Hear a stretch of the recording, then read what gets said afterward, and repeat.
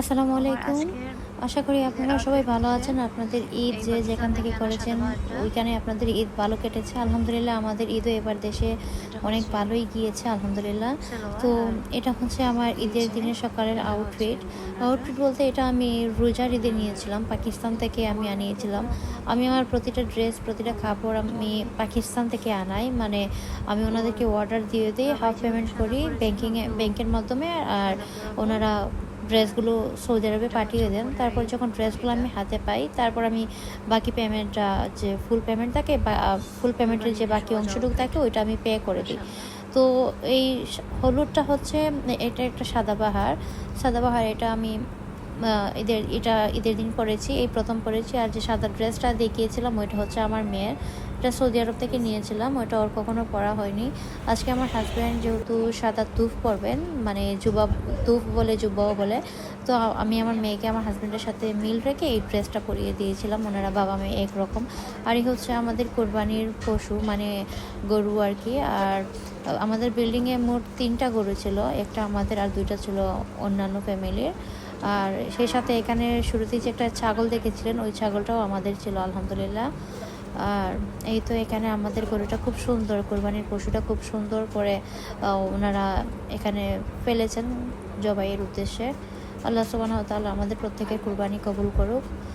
আর খুব স্মুথলি আমাদের গরুটাকে ফেলে দেওয়া হয়েছে। অনেক সময় আছে আমাদের বিল্ডিংয়েরই আরেকটা যে কালো গরু আছে, ওইটা ফেলার সময় পশুটা অনেক মানে পায়ে ব্যথা পেয়েছিল।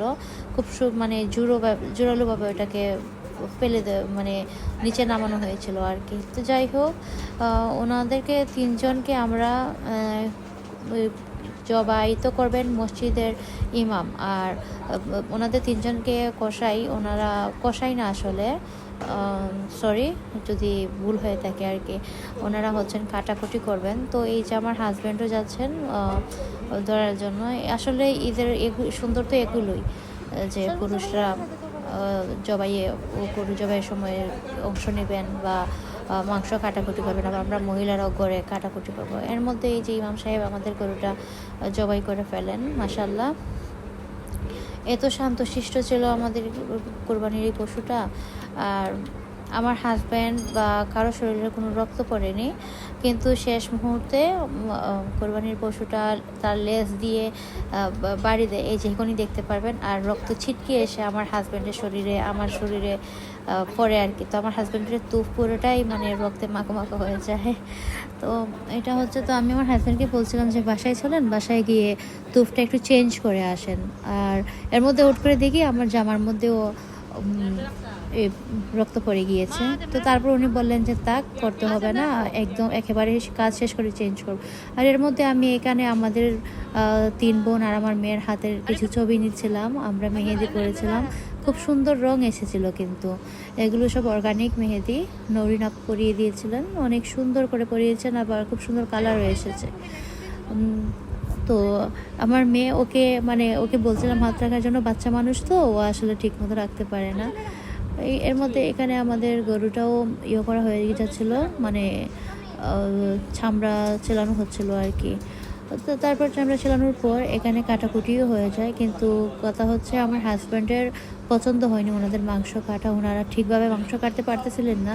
আর এর মধ্যে মাংস হচ্ছে রসুল্লাহ সাল্লাল্লাহু আলাইহি সাল্লামের সুন্নাহ ছিল রোজার ঈদে মিষ্টিকে মানে মিষ্টিমুখ করে ঈদ নামাজে যেতেন। আর কোরবানির ঈদের সময় কোরবানির পশু জবাই হওয়ার পর ওই কোরবানির মাংস দিয়ে তারপর করতেন, খাবার খেতেন। তো সেক্ষেত্রে আমিও ওই সুন্নাহ ফলো করার চেষ্টা করি আলহামদুলিল্লাহ। মাংস কাটার পরপরই আমি বাসায় নিয়ে এসে এখানে আমরা কাটাকুটি করে আমি রান্নার জন্য এখানে অলমোস্ট 10 কেজির মতো মাংস বসিয়ে দিই। 10 কেজি 10-12 কেজি এরকমই হবে, আমি বসিয়ে দিই। যেহেতু আমরা একা খাবো না, আর সাথে আমাদের বাসার কেয়ারটেকার আঙ্কেল আছেন, ওনাদেরকেও দেব, আমরাও করব। আবার আরেকজন আপু আছেন, ওনাকেও দেবো। সব কিছু মিলিয়ে যতটুকু কাটা হয়েছে শুরুতেই আমি বাসায় নিয়ে আসি, এসে এগুলো ছোটো ছোটো করে কোরবানির মাংস কেটে আমি বসিয়ে দিই রান্না। তো এই যে এর মধ্যে আমি কাজও করছিলাম, আবার আমার হাতও দেখছিলাম, হাতে মেহেদি দিয়ে ঈদের কাজ করতে ভালোই লাগছিল। আর এখানে আমি আমার হাজব্যান্ডের নাম লিখেছি। আর এই পাতিলের মধ্যে আমি পুরো মাংসটা বসিয়ে দিই। এখানে পাতিল দেখে ছোটো মনে হলো, আসলে এটা ছোটো পাতিল না, পাতিলটা অনেক বড়ই ছিল মাশাল্লাহ। আর এই তো আমি এখানে বাসার সবাই, মানে আমার মেয়ে ছাড়া বাসার সবাই কাজ করছিলেন। আর আমি এখানে রান্না বসিয়ে দিয়েছিলাম। তখন 10টা বাজে, সকাল 10টা। রান্না যত তাড়াতাড়ি হবে, বাসার সবাই না খেয়ে আছেন, খেয়ে নেবেন আর কি, ওইটাই। তো এখানে আমি মশলাগুলো সব বাটিতে নিয়ে দিচ্ছিলাম। আর আসলে মাংসর মধ্যে এত মশলা দিতে হয় না, অল্প মশলায় মাংস রান্না পরিমাপ মতো দিলে রান্না অনেক মজা হয় আলহামদুলিল্লাহ। তো যেহেতু কুরবানি দেওয়া হয়েছে, বাসায় মাংস আছে, বিভিন্ন ধরনের কাজকাম আছে, সেজন্য এগুলো মেসি হয়ে আছে আর কি। তো এগুলো আপনারা অ্যাভয়েড করবেন। এখানে আমার পেঁয়াজ, আদা, রসুন সব কিছু দেওয়া শেষ। এটাকে ম্যারিনেট। তো এখানে আমার আপা তেল দিচ্ছিল, তেলের বোতলটা মানে আমি ডালতে পারছিলাম না, ওকে ডাক দিলাম।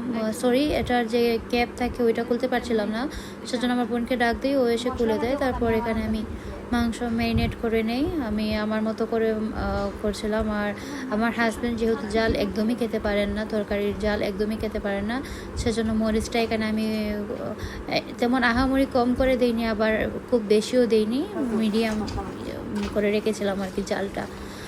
তো এর মধ্যে আমার মাংস ম্যারিনেট করে শেষ হয়ে যায়। একসাথে অনেকগুলো মাংস মাখানো একটু টাফ ছিল আর কি, কষ্ট হয়ে যায়। অনেকগুলো মাংস যেহেতু এখানে ছিল, অনেকেই দেখি 2 হাত ইউজ করেন, তো সেক্ষেত্রে আমার মতামত হচ্ছে 2 হাত দিয়ে কেন করতে হবে, 1 হাত দিয়েই তো করা যায়।